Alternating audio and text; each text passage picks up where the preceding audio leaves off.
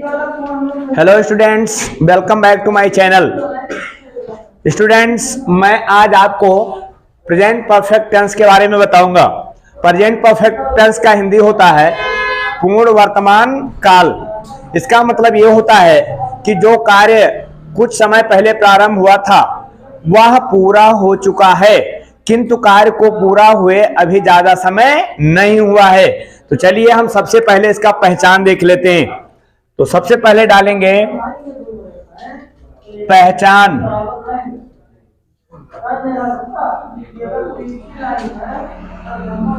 कहेंगे जिन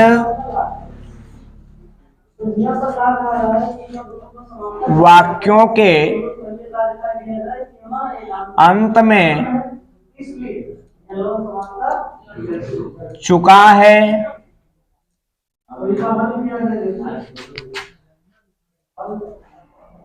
चुकी है, चुके हैं, चुका हूं,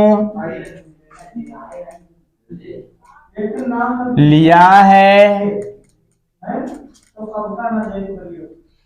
दिया है, अर्थात आ है, ई है, ये है आदि शब्द आते हैं।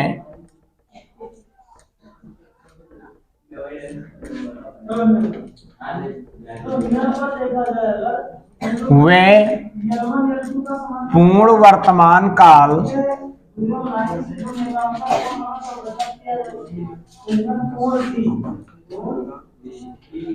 के वाक्य कहलाते हैं।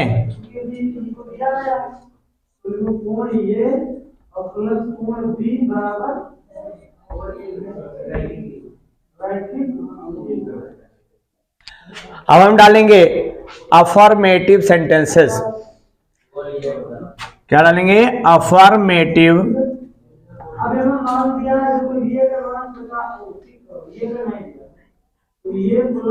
सेंटेंसेस।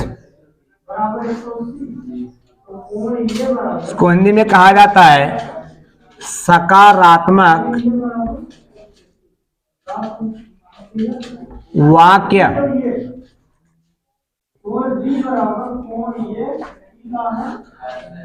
स्टूडेंट्स, मैंने अफर्मेटिव वाक्य के बारे में पहले ही बता चुका हूं कि जो वाक्य कार्यों, तथ्यों, घटनाओं, सूचनाओं को सीधे सीधे स्वीकार कर लेते हैं उन्हें स्वीकारात्मक वाक्य कहा जाता है। तो अब हम उसकी परिभाषा ना बताते हुए, आगे ना लिखते हुए, हम सीधे बताएंगे अनुवाद कैसे किया जाता है। तो इस प्रकार के वाक्यों का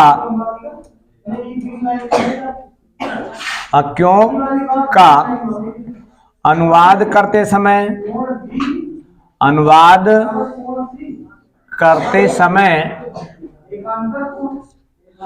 निम्न बातों पर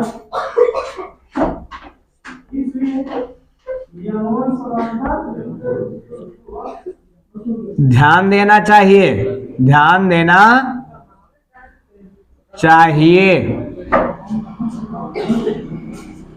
नंबर 1,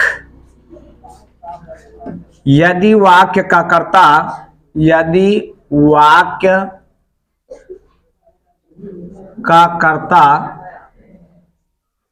एक वचन का है, एक वचन he, she, it, name का है, तो अनुवाद करते समय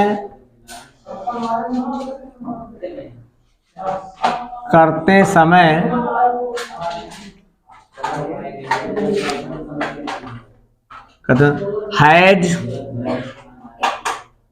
नामक सहायक क्रिया का प्रयोग किया जाता है।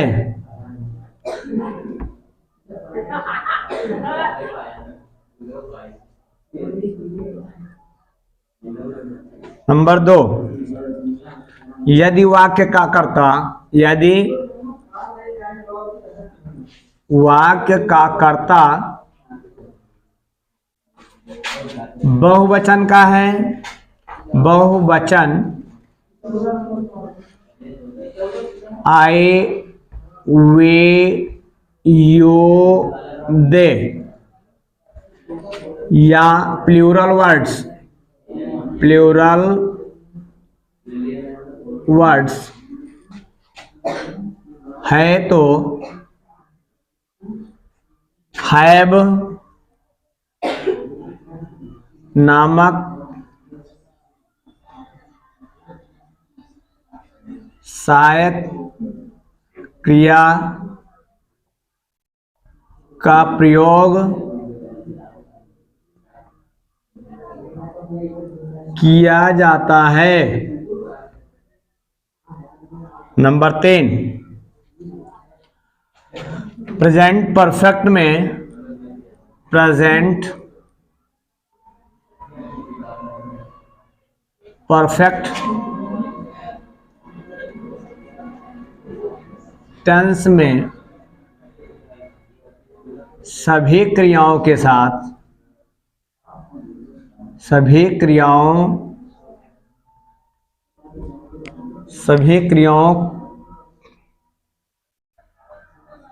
के साथ एमबी थर्ड का प्रयोग किया जाता है। चलो फार्मूला,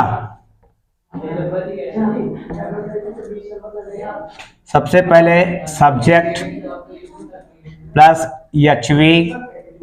एचवी में हैज या have plus MB third plus object plus etc. जैसे माताजी खाना पका चुकी हैं,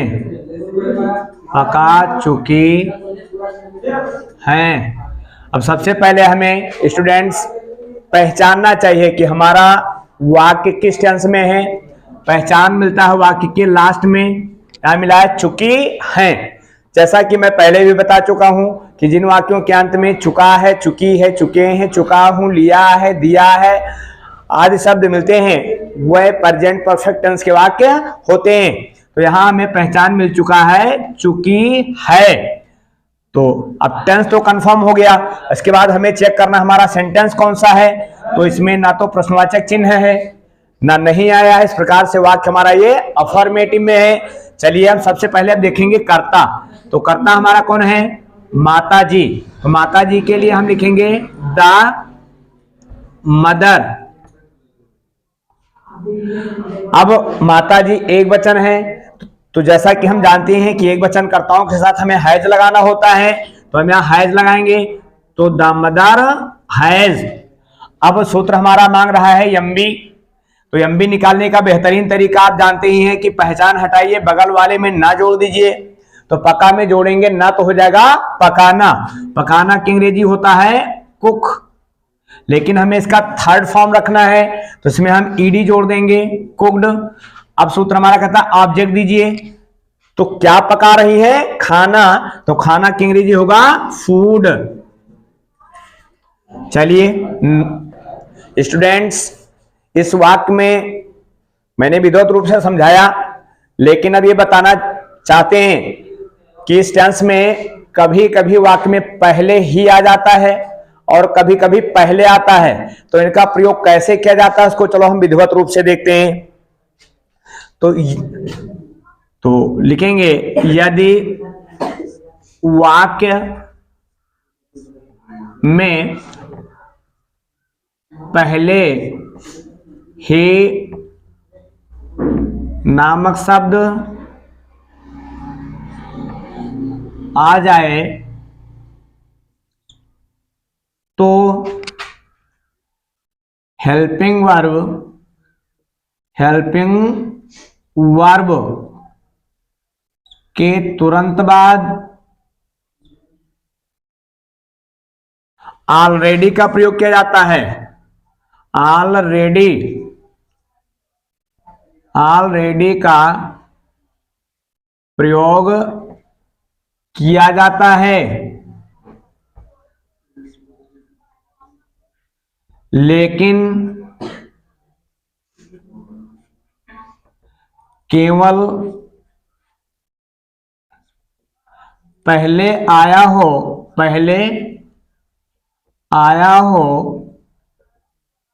और ही ना आया हो तो वाक्य के अंत में बिफोर का प्रयोग किया जाता है। बिफोर का प्रयोग किया जाता है। चलिए एग्जाम्पल के माध्यम से हम समझते हैं। जैसे एक वाक्य लिखूंगा जिसमें पहले ही आएगा, दूसरा वाक्य लिखूंगा जिसमें पहले आएगा, दोनों को कैसे बनाते हैं ये आपको दिखाएंगे हम। जैसे मैं ताजमहल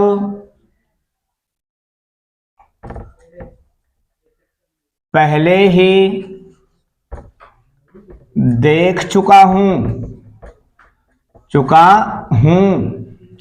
अब इस वाक्य में देखो पहले ही आया है। अब इसका अनुवाद हम कैसे करेंगे, तो पहचान देखेंगे, पहचान में चुका हूं मिला, प्रेजेंट परफेक्ट है। अब कर्ता देखते हैं, कर्ता हमारा है मैं का अंग्रेजी होता आई हमारा प्लूरल होता है। अब इसके साथ हमें कौन सा एच भी लगाना है, तो प्लूरल के साथ हमने पहले ही जान लिया है कि हैव लगता है, तो आई हैव। अब देखना की अंग्रेजी सी होता है, तो सी का थर्ड फॉर्म लिखेंगे सीन, नहीं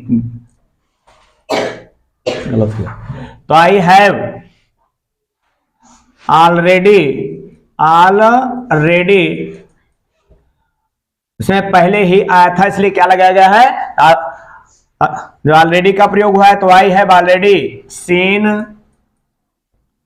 द ताजमहल।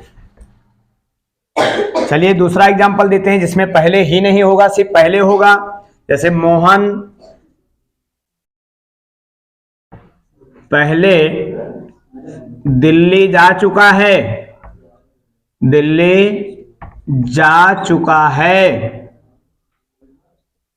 अब इस वाक्य में पहले तो आया है परंतु ही नहीं आया है। अगर पहले आए और ही ना आए तो इस पहले के अंग्रेजी हम लास्ट में बिफोर लगाते हैं, हम ऑलरेडी का प्रयोग नहीं करेंगे।